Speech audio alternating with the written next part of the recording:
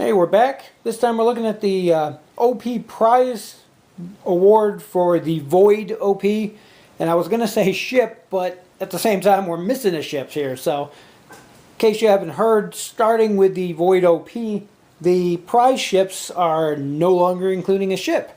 So, you'll have to use one of your existing ships and bases, which most of us have plenty of. But we'll get right in and take a look at what comes with it. This one is not actually mine. This is a prize for our local venue. They let me borrow it to do the video on. Because it's not mine, I don't want to punch out the things, so everything's still on the cards. This is exactly what comes in the little foil pack that you get when you win. And we're going to take a look and see what all we got. So for our D'deridex maneuver card, pretty standard D'deridex card we've seen tons of times in the past. I think there's like, what, 5, 6 different D'deridexes now. Got that awesome 2 reverse that people never see coming. Missing that 1, which still just seems really odd to me. And then pretty maneuverable as far as large ships go. No red on any of the tight turns, which is just really nice. There we have our named IRW T'Met. 3 attack, 2 agility, 6 hull, 4 shield. Do love that durable hull on these Romulan ships. 2 tech upgrades, 2 weapon upgrades, and a crew upgrade for 30 points. Evasive, target lock, cloak, and sensor echo. And our ability is, as an action, if your ship is not cloaked, when attacking with your primary weapon at range 1 this round, gain +1 attack die and roll -1 defense die. You're already gaining a +1 by being at range 1, so you're getting an additional +1, but it does cost you your action and the fact that you can't be cloaked. And you're sacrificing 1 defense. So, not the greatest. It does punch up the attack value number a little bit, but at great cost. Then we have our generic Romulan D'deridex. You're losing 1 shield on there. You're losing 1 tech upgrade for 28 points. For captains, we have T-Bach. Captain skill of 3, 2 points. During the Gather Forces step, if there is at least 1 other Romulan ship in your starting fleet, T-Bach can field 1 Romulan elite talent upgrade at a cost of -1 point. Pretty nice there. Then we have our generic Romulan captain. Captain skill of 1 for no points. For elite talent we have intercept. 5 points. During the activation phase, if an opposing ship ends its move within your forward firing arc, before that ship performs its action, you may discard this card to immediately perform an attack with 3 attack dice against that ship. Defending player may roll defense dice against this attack, but the attack dice cannot be modified in any way. Pretty nice. Anything that lets you get a free attack is pretty nice.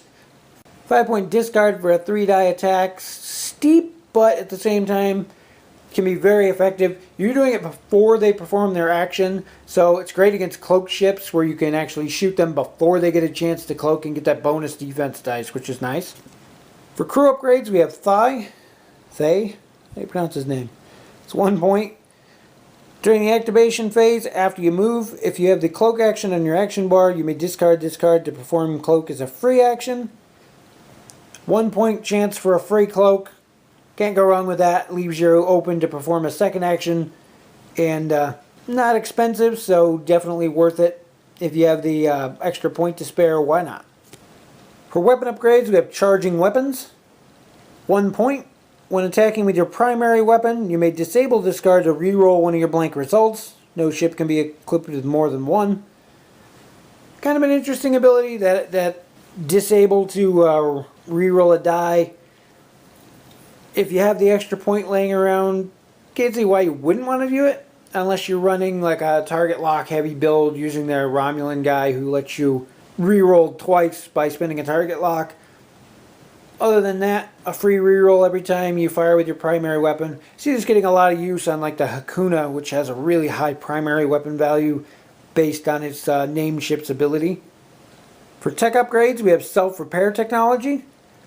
4 points. After your ship performs a green maneuver, you may disable this card and repair 1 damage to your ship's hull.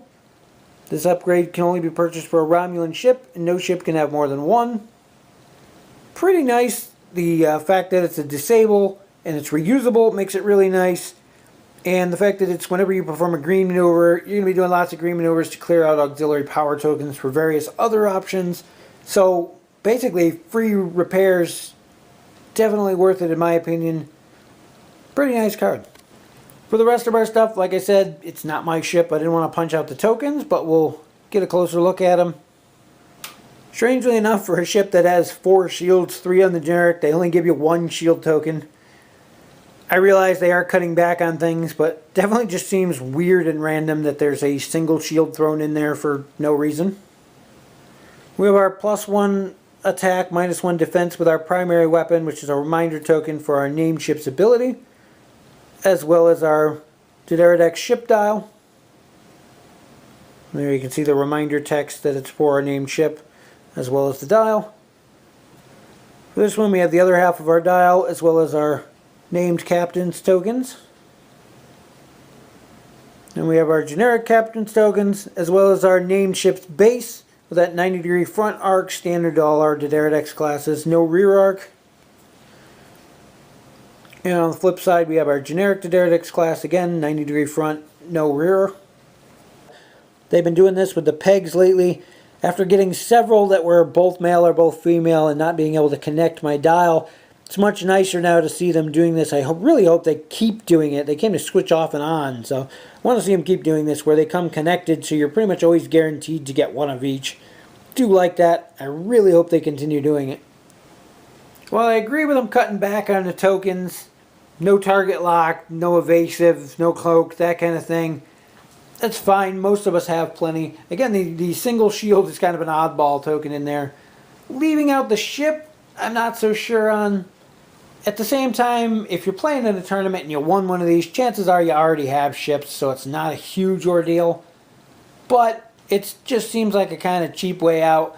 I'd really like to see for prize packs either alternate type ships like they do for X-Wing, or even better quality painted ones or alternate painted ones, which would be really neat. We have things like the recent D'deridex we got in the blind boosters that was kind of that translucent green, something like that, or even possibly the cloaked versions of the ships that were available in the Gen Con pack. Throwing those into a prize pack, just a single ship to go with it, would be a really cool addition. Seems kind of a cheap cop-out the way they went with it, but that's the way things are going. As for the pack as a whole, for Romulan players, a couple of interesting options here. It's not one of our best D'deridex classes we've seen. Definitely the Hakuna is far and above this, but you do get some interesting upgrades in here. Things like the charging weapons and the crewmen, really cheap and useful, as well as the optional intercept. While being a pretty expensive card, does have a cool ability. And overall, it's a decent pack. If you're a Romulan player, you're going to want one just for the completeness of your collection.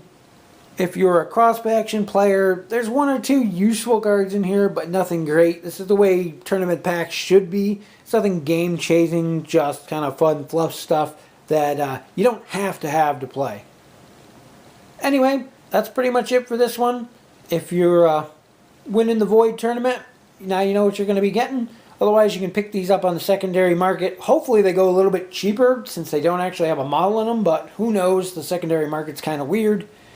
And that's it for this video, and hopefully we'll see you in the next one.